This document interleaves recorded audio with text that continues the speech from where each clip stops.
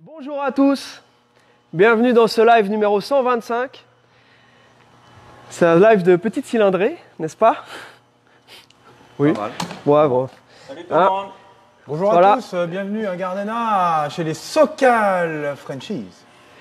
Jérémy, Alex, Charlie, Rimo. Voilà, on espère que tout va bien de votre côté. Désolé pour les quelques minutes de retard. On a fait un petit setup. On vous a mis les deux voitures, le clou du spectacle d'aujourd'hui.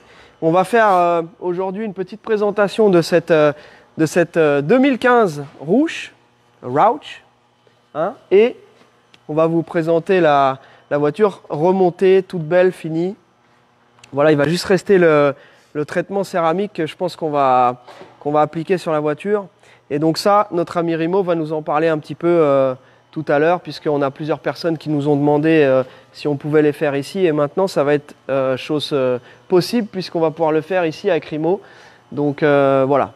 Mister Alex, on va venir aussi, Alex et Jérém, on va revenir un petit peu sur les caisses en cours. Et puis voilà, on va attaquer ce live sur les chapeaux de roue. On ne pourra pas vous faire d'essai dehors aujourd'hui, puisque, eh bien oui, de temps en temps ça arrive, il pleut. Voilà, il fait un temps de merde. Donc aujourd'hui, c'est un des peut-être 15 ou 20 jours dans l'année où il pleut à LA. Donc voilà, aujourd'hui on va rester dans le shop. La semaine dernière, on vous a fait un gros live. Donc et ben aujourd'hui, on va attaquer tranquillement. Alors Alex, tu vas nous parler de ça, la nouvelle caisse de Christophe.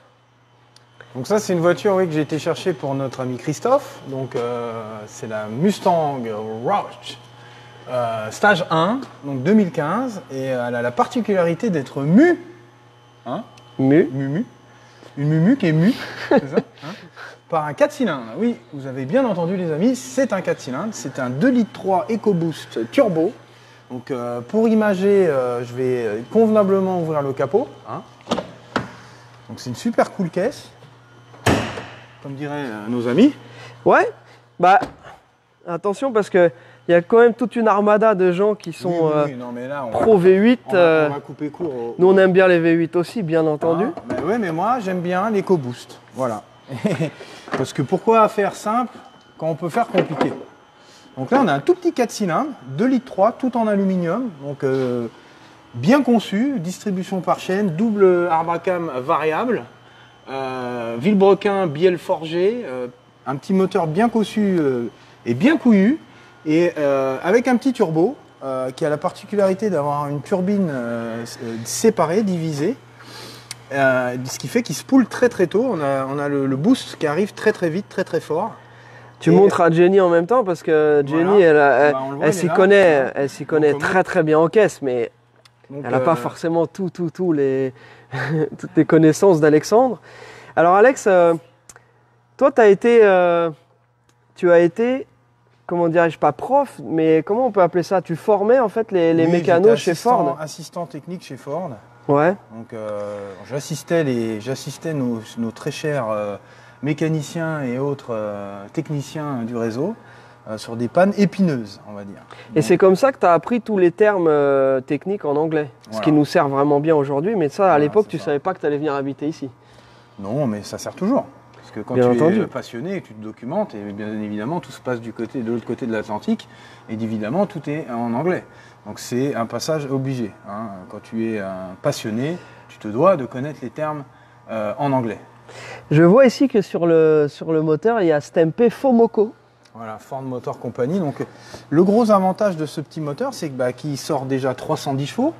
Donc c'est plus que la version que les versions en 4 litres 6 V8 des Ford GT des premières générations. Donc déjà, voilà, ça annonce la couleur. Et c'est un moteur qui est tout en alu et qui n'a que 4 cylindres et donc très léger. Donc la voiture perd du poids, donc meilleur rapport poids-puissance, donc consommation évidemment réduite. Et ça a du punch. Le turbo, il se charge très tôt et c'est vraiment cool, vraiment sympa. Après, ouais, c'est particulier, quoi. Faut aimer. Moi, j'aime bien. Alex, je suis au regret de t'annoncer que les premiers commentaires désagréables fusent du point de vue du 4 cylindres. Eh ben, je pense que c'est possiblement des gens qui ne l'ont pas essayé. Voilà, exactement. On vous la sortira, cette voiture, semaine prochaine, si on peut. Ou alors, on fera un petit truc dessus. Parce que, déjà, moi, j'ai envie d'essayer. Parce que je n'ai pas encore essayé. Non, c'est fun. Et puis, voilà, on va pas mourir bête. Je pense que tous les gens qui en ont, et ça, j'ai vu dans plein de forums, les gens qui en ont, ils défendent leur voiture, peut-être parce que c'est la leur, mais aussi parce qu'ils trouvent que c'est vraiment bien. Sinon, ils la revendraient, j'imagine. Donc, c'est intéressant. Cool. Pareil pour le Raptor, qui est passé du V8 au 6 cylindres avec V6, le fameux EcoBoost. Alors, le V6 qui arrache, on vous avait montré au SEMA, toutes les prépas qui sont faites sur base d'EcoBoost. Bah, effectivement, on le sait, hein, Alex, toi, tu connais bien les turbos aussi, mais on sait qu'effectivement, bah, c'est la tendance. Alors, on ne vous a pas encore présenté de... Non, c'est pas la tendance, c'est l'avenir. C'est là où on va. Hein. Les amis, accrochez-vous à vos V8 parce qu'ils ne vont pas rester sur le marché longtemps. Pas de malheur. Non, je rigole. C'est une réalité. Ça marche bien. En tout cas, du point de vue des constructeurs, les M3, etc., tous ces trucs-là, de toute façon, c'est comme ça dans tous les domaines. Deuxième chose, ils ont présenté aussi la Mach 1. Oui, on va la démarrer. Merci Jenny. La Mach 1, la iMac, je sais même pas. C'est la Mustang, espèce de SUV électrique. Donc là, c'est pareil. Je sais qu'il l'a présenté JP là. D'ailleurs, JP fait gagner une Mustang Fastback et une moderne, une Bullet là. Je sais pas si c'était le week-end dernier ou si c'est... Non, c'est ce week-end. Ce week-end, regardez Automoto les copains. Alors, beaucoup de personnes nous ont demandé si c'était nous qui avions contribué à ça. Eh bien non. Malheureusement, JP et toute l'équipe de TF1, comme tout le monde d'ailleurs, n'a pas pu venir depuis mars de l'année dernière. Le travel ban aux États-Unis. Donc en fait, on ne peut pas voyager. Donc, ceux qui sont en France ne peuvent pas venir ici nous rendre visite. Donc on n'a pas pu refaire d'opération comme ça. Et donc, on ne leur en veut pas, hein, nos amis d'Automoto. Voilà. L'intérieur est super cool, super cossu, c'est bien fini, c'est nickel. Regarde, un petit détail bouchonné, look aluminium bouchonné, les petits boutons chromés ici un peu à l'ancienne, aviation un peu cool, art déco, hein, c'est super cool. Des petites LED partout, les petits machins. Et surtout, ce qui est super cool, c'est cette jauge ici, c'est la jauge de boost. Donc on a la pression de Sural qui est affichée directement au tableau de bord. Et là, moi j'aime bien voir cette petite aiguille montée. Ça veut dire que ça te pousse directement aux fesses. Donc je vais la démarrer. Alors le bouton, je tape le code. Hein. Tu mets. Attends. Le doigt. Tu mets le contact. Voilà. Donc il y a la version rouge. La seule modification mécanique, c'est un échappement. Un échappement à 4 sorties, un peu libéré. C'est la seule modif qu'il y a. Et après, en esthétique, voilà. Ouais.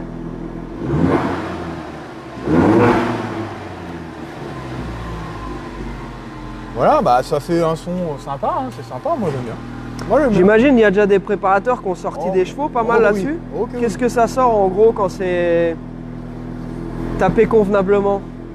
À taper convenablement, j'en sais rien, mais de toute façon si c'est turbo, après le bloc est en aluminium, donc je pense que tu dois quand même être assez limité en pression de Sural. Ouais. Et je pense que tu peux grappiller une centaine, voire 150 chevaux assez facilement. Ouais. Donc, ok. Voilà, on peut aller dans les 400-450 assez facile.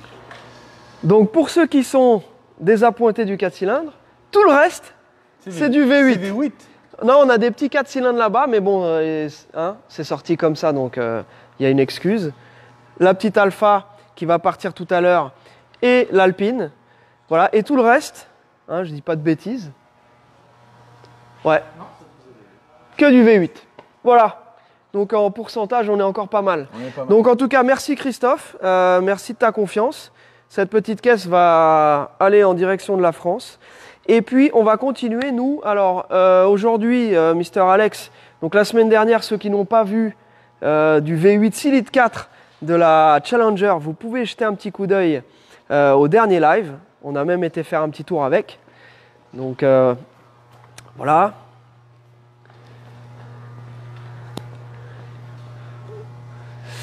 Derrière, on a la petite Mustang de Morgan. Donc, c'est le petit code A fastback qu'on va attaquer quand on aura avancé sur le reste. Donc, je sais que comme tous nos clients, Morgan est impatient.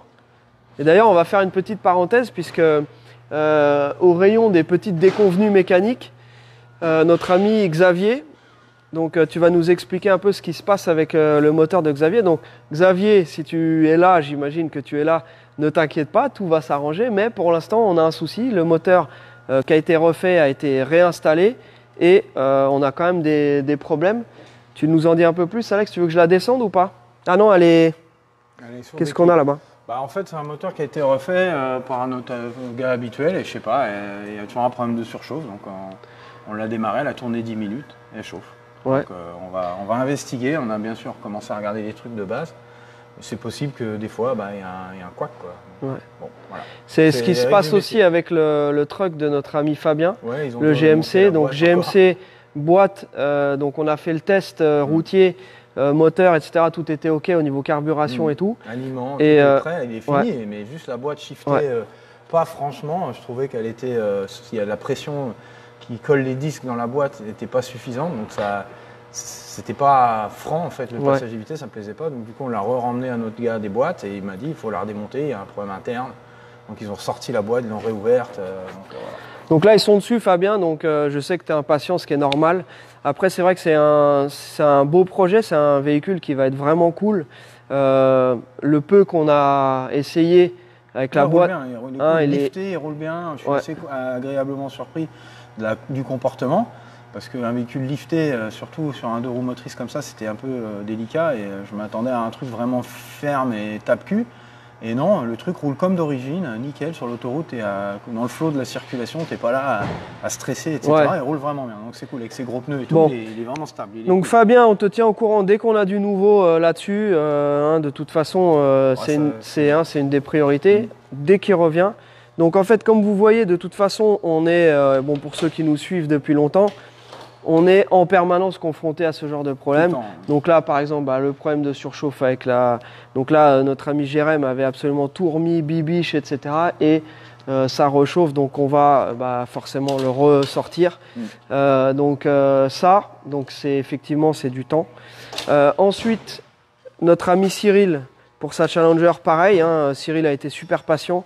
Donc lui, il nous restait quoi? Juste fameux kickdown. J'attends une pièce que j'ai commandée pour mettre sur le carbu six-pack pour relier le câble de kickdown parce que ça n'avait pas été monté dans les règles de l'art. Donc le shifting n'était pas adéquat.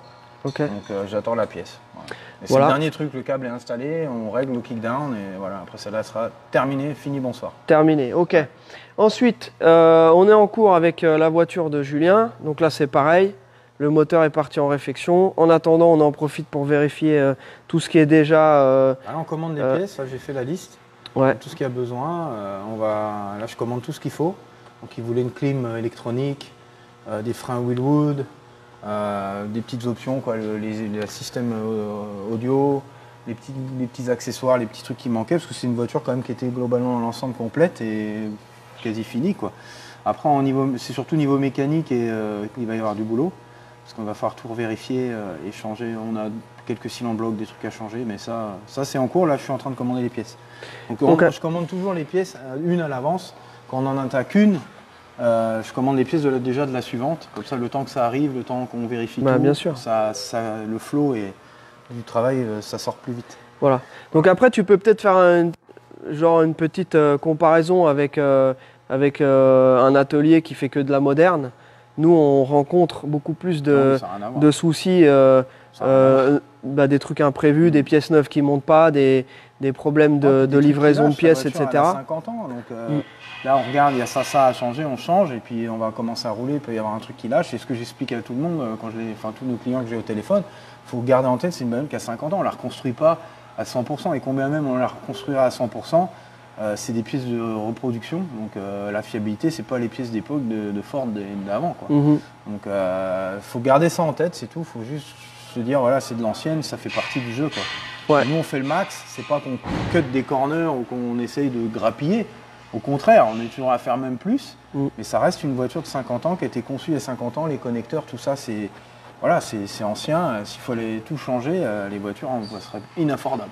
Ouais, de toute façon, je sais qu'il y a beaucoup de shops qui nous suivent aussi, des mécanos, etc. Vous pouvez nous mettre en commentaire vos expériences personnelles. S'il y a quelqu'un qui a des doigts d'or et qui n'a jamais de problème sur aucun de ces véhicules, eh ben, il est le bienvenu pour venir bosser avec nous. Ok. Donc ensuite, Jérém a attaqué cette voiture, donc la caisse de Nico. Donc je sais que Nico, pareil, hein, donc assez impatient. Nico, on va discuter ensemble de la partie traitement céramique, petite correction, etc. Et ça, on va faire un petit topic là-dessus avec notre ami Rimo aujourd'hui. Donc le comment ça marche d'aujourd'hui va concerner vraiment le rattrapage des peintures et l'embellissement et la protection. Donc on va pouvoir parler de ça. Après, je sais que Jérém a déjà attaqué une partie là-dessus. Alex, j'imagine que tu as suivi un peu le dossier. On est sur quoi là-dessus? Le châssis, il y avait deux. Bon, c'est pareil, ça c'est une voiture qui avait été bien faite dès le départ. Donc, bon, il y a quelques années, donc les pièces neuves qui avaient été montées s'usent plus vite, beaucoup plus vite que les pièces d'origine. Ça, faut le savoir aussi. Donc là, les triangles, les cylindres en bloc étaient morts. Donc on a changé les 2 triangles, changé les perches. Voilà, et puis ça se remonte gentiment. Et puis là, il a remis le système de lave-glace en route, parce que ça, c'était la condition sine qua non. Il voulait la petite besace. La fameuse besace avec la petite pompette. Voilà. Donc là, tu as dû faire un petit micmac parce qu'on a des panneaux, on a des kick panels avec enceinte. C'est ça. Donc, ils ont enlevé la pompe à pied. Petite pompe 67-68, c'était une petite pompe à pied. Alors que 65-66, bizarrement, c'était électrique alors que c'est plus ancien. Donc c'est un petit peu étonnant. Donc là, mais on va monter une pompe de première génération pour pallier à ça. Parce qu'on ne peut pas mettre la pompe à pied parce qu'il a des panels avec des gros haut-parleurs. Ouais. Donc on va monter une petite pompe électrique avec un switch pour pouvoir déclencher le lave-glace, tout simplement. Ok, très bien. Donc ça, c'est en cours de ce point de vue-là. Ensuite, qu'est-ce qu'on a d'autre? Ah oui, on va avoir un changement de tableau de bord aussi. Donc ça, tu pourras expliquer quand on l'aura, quand on sera dessus. Ça va prendre du temps. C'est ce qui va prendre vraiment plus de temps. Pour ça, on avance sur le reste, puis ça sera vraiment la dernière étape, parce qu'il a mis des jauges aftermarket, ça ne plaisait pas à notre client. Donc on va lui installer un truc plus cool. Ouais, look origine. Et on vous présentera ça, parce que c'est un bel upgrade aussi. Ouais. Voilà, Mister Rimo, tu vas bien? Oui. Ben ouais, donc voilà, donc on va tu restes à côté d'Alex ou moi pour le micro. Oh, les deux. Hein, voilà. Les deux. Hein, je me tiens à l'écart. Ouais, le suçon, c'est pas moi qui te l'ai fait. Hein. C'était pas un suçon. Ah bon? Non, c'est avec une clé, je me suis... Ah non, tu t'es auto-jugulé. Flagelle. Ok, très bien. Donc Rimo, cette petite caisse, tu vas nous dire un petit peu ce que tu préconiserais comme protection là-dessus. Et puis, pareil sur celle-ci. Donc celle-ci, on l'a reçue déjà peinte. Donc elle a été peinte il y a quelques années. Celle-ci sort de chez notre carrossier. Donc comme ça, tu vas pouvoir nous dire un peu. Et puis c'est cool parce que nous, on va en apprendre aussi. Aussi un peu. C'est un bon exemple parce que le traitement céramique, en fait, c'est une couche de protection transparente qui permet surtout sur les véhicules avec une couleur sombre, des fois on va utiliser un chiffon pour l'essuyer et ça raye, le vernis ça se raye. Ça, malheureusement, il n'y a rien à faire. Mais grâce au traitement céramique, ça met une fine couche par-dessus le vernis et ça permet de la protéger. Le traitement que j'utilise, le système que j'utilise s'appelle nanocéramique. Alors après, la composition chimique, j'ai arrêté au brevet des collèges, donc je ne peux pas trop vous en dire plus. Mais en tout cas, imaginez que vous ayez un chiffon avec des particules de métal dedans. Vous pouvez essuyer la voiture. On a fait le test. Ouais. Quand j'ai essayé un produit sur un véhicule noir, qui sont les pires couleurs, ouais. Et on l'a amené dans un rouleau. Vous savez, les fameux rouleaux pour nettoyer les voitures, qui sont un cauchemar pour les vernis. Et la voiture est ressortie sans aucune rayure. Ouais. Ok, donc en gros, je sais qu'il y a plein d'étapes Oui. Donc tu peux nous dire un peu les différentes étapes? Alors bon, là c'est une voiture qui a été vernie, il me semble, il y a un mois. Donc c'est une peinture qui est fraîche. Là, je peux voir dans le vernis qu'elle a été lustrée après le vernis parce on voit qu'elle est lisse. Donc ça, le travail là-dessus sera un peu plus différent parce que dans le temps, le vernis a continué à sécher pendant le mois qu'elle a été remontée et tout ça. Moi, je peux le voir. Bon, je ne pourrais pas vous le montrer en vidéo, mais je vois qu'il y a des légères rayures et c'est normal. C'est le vernis qui continue à sécher après le premier polissage. Okay. Donc là, il va falloir que je repolisse. Alors je vais tranquillement poncer les rayures qui sont pas profondes, mais que je ne pourrais pas attraper juste en polissant. Ensuite, je vais faire un polissage complet. Parce que ce qu'il faut savoir, c'est que quand on fait le traitement céramique, ça dure entre 3 et 5 ans, et ça peut aller jusqu'à 9 ans, selon les produits qu'on utilise. Ah ouais? Ouais, selon la qualité des produits. Une fois que le traitement céramique est sur le vernis, tout ce qu'il y a en dessous, ça se voit. Ça va se voir, et donc on ne pourra pas les suivre. Il faut vraiment que la partie difficile et qui prend beaucoup de temps, c'est qu'il faut vraiment qu'avant de mettre le traitement céramique, le vernis soit parfait. Parce qu'une fois que le traitement céramique est dessus, ça s'enlève. On utilise de l'alcool ou de l'acétone pour enlever le traitement céramique. Non, c'est pas dangereux pour le vernis. Il y a des gens qui disent que non. Le vernis, une fois qu'il est sec, il n'y a aucun problème. On peut même y aller avec du diluant. Je l'ai fait, il n'y a aucun problème. Ok. Donc voilà. Sur cette ancienne voiture-là, donc il y a une peinture, je ne sais pas de quand le véhicule a été peint. Là, il va falloir que je fasse un polissage, mais ce n'est pas dû au fait que les produits ont resséché comme celle-là. Là, c'est vraiment avec le temps, à force de conduire la voiture, de la nettoyer, voilà, c'est l'usure normale. Une autre chose, et c'est vrai que quand c'est les voitures que j'ai peintes, je suis plus confiant quand il faut poncer, surtout sur les arêtes et tout ça, parce que je sais les produits que j'ai utilisés, je sais combien de couches de vernis ont été mises. Donc quand j'ai à faire des véhicules comme je vais faire, il faut vraiment prendre son temps parce que je ne sais pas combien il y a de couches de vernis. Et si jamais je ponce un petit peu trop loin, c'est terminé. Donc c'est pour ça que c'est pas évident à faire. Ça a l'air simple. Le traitement céramique en lui-même, oui, c'est relativement simple, mais toute l'étape pour vraiment avoir la voiture, il faut qu'elle soit parfaite. Donc ça c'est dangereux. Il faut être dans un coin, vraiment où il n'y a pas de poussière. Une fois que tu l'as fait le traitement céramique, tu peux plus la repolisser la voiture. En dessous, non. Enfin, le seul moyen de la repolir, ce serait d'enlever le traitement céramique, polir et en faire. Ça scelle et ça fait une couche dure. Exactement. Voilà, et c'est un autre avantage aussi, le traitement céramique a un traitement protection contre les UV. Donc ça aussi, le vernis en lui-même a une protection anti-UV. Parce que les anciens vernis, vous vous rappelez, à l'époque, ça jaunissait et tout ça, ils pèlent, comme les vernis de mauvaise qualité. Mais les vernis de bonne qualité, la différence de prix, elle est dans la résine en fait du vernis et la qualité de la protection anti-UV. Donc c'est pour ça que le prix peut multiplier par 4. Mais c'est la qualité de la résine, parce qu'un vernis en soi, il va briller, peu importe la marque. Après, ça va être plus facile à polir. Mais ça, je pense on ira plus loin dans les explications, dans les étapes, etc. Voilà, parce que je pourrais en parler pendant non, mais là, ce qui est intéressant, c'est qu'en gros, il y a décontamination, donc nettoyage vraiment nickel de la caisse. Ensuite, du rattrapage éventuellement, et après, selon l'état de la peinture, tu vas avoir plus ou moins d'étapes. Exactement. Avant ta fameuse pose de céramique. Voilà. Donc c'est-à-dire que c'est pour ça qu'on fera un devis en fonction de chaque voiture. S'il y a des clients qui sont intéressés à partir de maintenant pour faire du traitement céramique avant que la voiture ne parte, et à ce moment-là, ce sera au coup par coup et c'est toi qui expliqueras directement aux clients ce que tu recommandes et en gros ce que ça va coûter puisque c'est le temps que tu vas y passer et le type de matériel et ça je pense que tu vas aller demain, c'est ça, tu vas demain demain je vais aller chez mes fournisseurs parce qu'en fait j'utilise différentes marques pour différentes étapes parce que les produits ça fonctionne pour moi. Il y en a qui aiment utiliser tout de la même marque. Moi il y a certaines pâtes à polir parce que en général c'est entre 3 et 4 étapes. Et j'utilise 2 étapes d'une marque et 2 étapes d'une autre marque parce qu'elles fonctionnent. Donc c'est vrai que demain, je vais passer un petit bout de temps à aller à droite, à gauche parce que tous les fournisseurs n'ont pas... Donc la prochaine fois, je pense qu'au prochain live ou alors... Ouais, prochain ou celui d'après parce qu'on a peut-être une surprise. Tu es en train de nous concocter une petite surprise. On a un live ou un épisode, on ne sait pas encore. Ça va dépendre de comment ça capte à l'endroit là-bas. Mais on a un truc qui va vraiment vous plaire. Voilà, donc Ok, bah merci, merci Rimo pour les explications. On reste en contact pour tout ça. Alex, est-ce qu'on avait d'autres choses à voir? On a présenté ces voitures-là la semaine dernière. On a présenté le projet de Pascal la semaine dernière. Les voitures en cours, ça avance bien.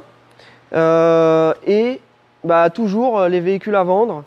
Donc la très belle Mustang cabriolet noir. Donc tiens, celle-ci, c'est un bon exemple aussi d'une voiture sur laquelle on va pouvoir faire un traitement céramique parce que le fait qu'elle soit noire, comme tu disais, c'est encore plus la peinture est encore plus fragile. Alors oui, voilà, elle est encore plus fragile et pour moi, c'est le noir à polir, c'est toujours un défi.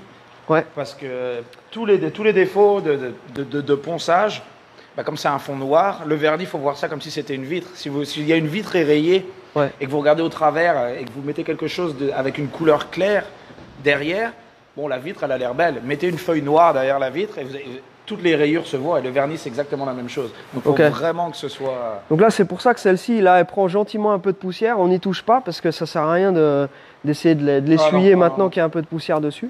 Donc voilà, mais c'est vachement intéressant. Donc cette voiture-là est dispo à la vente. Très très belle. Je crois qu'Alex, on l'avait montré en dessous. Si on ne l'a pas montré en dessous, je ne me souviens plus parce que j'étais pas là au début quand vous l'avez reçu. Vous l'avez montré. Donc ça doit être le live numéro 122 ou dans ces eaux-là, hein, il y a 2-3 semaines.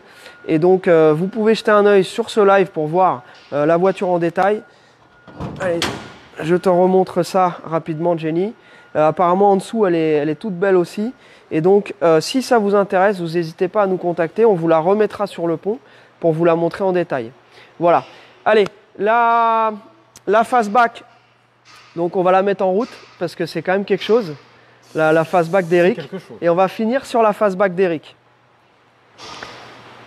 Tu vas pouvoir nous redonner un peu les specs. On va montrer aussi sous le capot, l'intérieur. Donc entièrement, voilà, celle-là elle est complètement finie, elle est prête à partir. Et pourquoi on a fini la voiture, toujours elle est finie, on peut même pas laisser monter avec.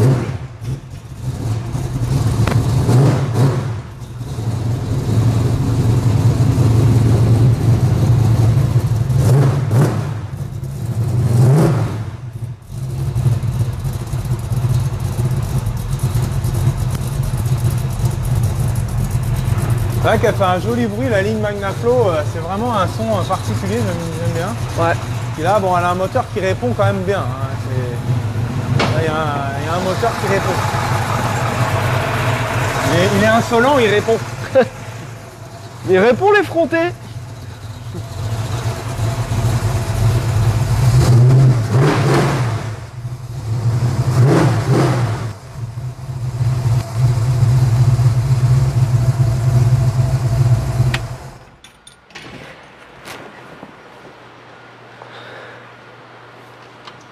La boulette de Corse.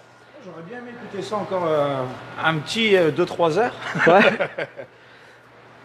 Ouais. Bah là, malheureusement, aujourd'hui, là, on entend, il tombe des cordes. Ouais, donc, ça, on va la sortir pour la. Hein, de toute façon, celle-ci, on doit la filmer, on doit boucler l'épisode. C'est un peu c'est la première voiture en fait sur laquelle qui a été suivie sur plusieurs épisodes. Et donc, maintenant que celle-ci est finie, on enchaîne avec le projet de Pascal. Et pendant qu'on est sur le projet de Pascal, on prend la prochaine commande sur la prochaine fastback qu'on a déjà là. Donc n'hésitez pas à nous faire signe. On n'a pas envie de la vendre en l'état. Il y a beaucoup de gens qui nous ont demandé. C'est très difficile de trouver des très bonnes bases comme ça. Donc en plus maintenant qu'on a Rimo avec nous en partenariat, on a vraiment envie de continuer à faire des très belles caisses. Donc je sais qu'il y a pas mal de gens dans l'entourage de notre ami Eric qui attendent de voir cette voiture-là en vrai. Donc je pense qu'Eric va être content. Jenny, est-ce que tu as pu montrer un peu l'intérieur? Parce que les gars ont fait, en fait, comme dans la voiture du film, en fait, ils ont remis les panneaux de porte avec le bois, l'intérieur noir bien sûr. Pareil autour du tableau de bord, la petite finition imitation bois. Au niveau du volant, on a choisi le volant type Shelby GT500 du plus bel effet. Hein? Tout à fait. Tu l'aimes bien celle-là? Du plus bel effet. Ouais. Voilà. Le Retro Sound. On se moque, hein. Oui, Non, mais on a tous. Moi, je dis n'est-ce pas, moi. n'est-ce pas? On a tous nos petites Je n'ai expressions. pas la culture générale qui me permet d'avoir des expressions aussi Non, mais toi- soutenues. Mais toi, t'es un comique. C'est ça qui est bien.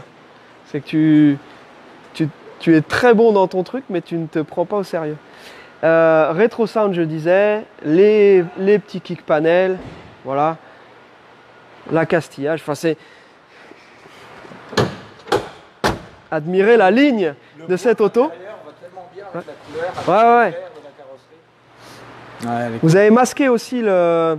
Donc il n'y a plus rien qui indique Ford Exactement. sur la voiture. Elle est débadgée. Elle est complètement débadgée, comme dans le film, puisque Ford n'avait à l'époque pas voulu participer financièrement. Oui, Jen? Il y a les petites baguettes de seuil de porte, non? Ah, bah attends, je vais revérifier. Oui, Je le dis, tu as vu? je viens de filmer. Donc, Oui. Mais à l'extérieur, la voiture n'a pas de sigle Ford. Et tu vois ici, ils ont même caché ça comme dans le film. Voilà. Voilà Eric. Donc je pense qu'Eric va être content parce que ça fait un petit longtemps. Ouais, ça fait longtemps qu'il attend. C'est un gros projet. Jenny, question? le volant, c'est du 15 ou du 14 pouces? Il chose du combien le volant, Alex? Ça m'a l'air d'être du 14. Ouais. Peut-être que je me trompe, c'est pas évident à dire. Ouais, 14, je dirais. Et À la si louche. j'allais chercher un. Bon, là c'est facile, vous prenez le catalogue Scott Drake et il est dedans et tout est marqué. Sinon, j'ai un outil comparatif pour C'est voir le la taille, mais il y a modèle peut-être des enfants qui Corso regardent. Falace. Ça y est. Franchement, t'avais été nickel là. T'as remarqué aujourd'hui? Mais ouais. Il fallait. c'est Ok, ça. ça va mieux? Ouais, tu vois, Voilà. je rechute. Ok. Très bien. Aïe aïe aïe. Bon, bah, Mister Alex, on a Je fait le crois qu'on a tour. fait le tour, Hein. hein. On va aller On mettre nos verra. kawaii. On espère que Je vais chez mettre vous mes- tout mes va bien, bottes, mes que bottes. vous allez passer un bon week-end de votre côté. Je vais mettre mes bottes. Les bottes en caoutchouc. Je pense que c'est la température qui me rend calme. Je suis un peu triste. Parce Ouais. qu'en général, le vendredi, après, quand j'ai fini ma journée, c'est ma journée plage. Ouais. Et là. Ah bah non, là je te déconseille. Voilà, ouais, non. Hein. Ah, Puis les bars sont fermés à cause du confinement. Donc, Ouais. Bon. ça va être triste. On va bosser. Mais c'est pas. Ben voilà. D'ailleurs, On c'est- va c'est avancer, ce que j'ai on va fait. bosser. Voilà. Voilà, messieurs, mesdames, merci de votre fidélité à ce programme divertissant que nous espérons, n'est-ce pas, rencontrer toutes vos attentes. Hein. Et vas-y, aide-moi. Non, non, je te Ouf, laisse oh. partir là. C'est Il est incroyable. parti loin là, je le laisse partir. J'aime beaucoup. Allez les copains, bon week-end. Passez un bon week-end. Allez. Ah, mais il est là, le Mimile. Ah, viens dire au revoir à nos amis, Jérémy. Tout le monde se demande où tu es passé. Mais on entendait boum, boum, boum là-bas, là, on sait pas ce qui se passe. Un problème avec le compresseur. Ah, Et quand par hasard, c'est quand il pleut, quoi. ah bah forcément, toujours. Qu'est-ce qu'il a, le compresseur ne compresse plus? C'est bon, c'est bon. Ah, décompresse. Bon, bah merci. Allez. Ouais. Ok. Mais bon week-end à tous. Et puis à la semaine prochaine. Voilà, allez, portez-vous bien. Et plus de vidéos semaine prochaine quand il fait beau. Bye.